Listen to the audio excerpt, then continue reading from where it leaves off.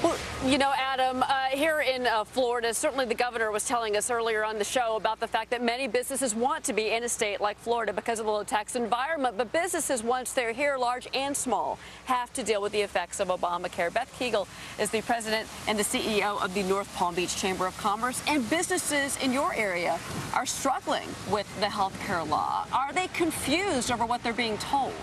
Yes, I mean, primarily our small businesses. If you were to spend the past year up in Palm Beach County, you'd see a number of healthcare panels.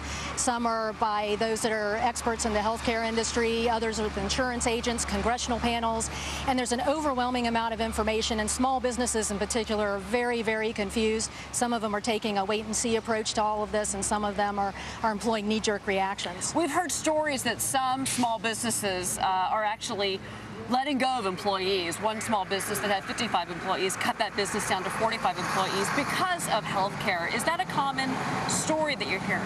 Well, we're hearing a diverse number of stories. Everyone's dealing with this a little bit differently, but I can tell you that there are definitely some companies that are very focused on the bottom line. They're large volume, small margin type companies, and the bottom line is important. They want to take care of the employees, but they also have to meet their financial objectives. Some of that is by having employees absorb some of the cost, and some of that is by releasing employees. What types of industries are actually feeling the worst effects of this? I mean, certainly Florida is very dependent on tourism. Yes. But is it the tourism industry that's really feeling the effects of the healthcare change and the lack of the ACA's presence here in Florida, or is it other industries? Really, hospitality and big retail are feeling the effects of this.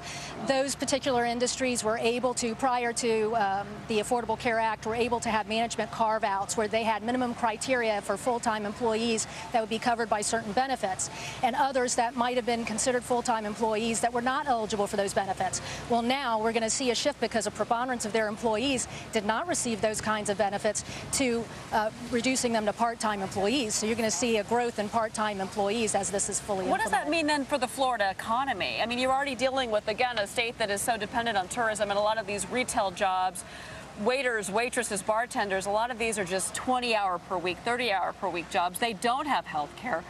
What does that mean for that specific group of the population here in Florida? I would think that there's, especially that younger group, that they're very nervous and frankly pretty lost about how to handle this entire healthcare disaster that's happened down here. Well, I would say this. First of all, Florida's economy is growing, particularly in Palm Beach County. We're seeing a lot of growth, which we can see in the residential communities that are now, we don't have as many vacancies in the residential communities, so things are moving in a positive direction.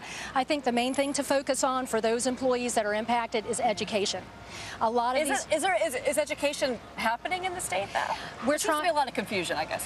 We're trying to do a lot of that on the local level, and I would say this, particularly for our small businesses, probably the best thing that you could do because of the overwhelming amount of information. Call a meeting with your accountant, with your attorney, and with your insurance agent, and sit down and hash all of this out so you have a very good understanding of how it impacts your business and what your choices might actually do to impact your employees, so you can, as an employer, can help to educate them. All right, it's such a mess down here, but thank you for helping us to kind of go through what's happening here in South Florida. Adam, the accountant, the lawyer, any of these guys or gals are the most important people in any small business owner's life, and certainly in anyone's life at this point. But we have to say that, a lot of these business owners down here are saying they're not hiring, and in some instances they are firing, Adam, because they just frankly can't deal with the healthcare situation that's happening, not just here, but across the country. And trying to figure out how it's all going to play out must be a nightmare for a small business owner. Cheryl, thank you very much.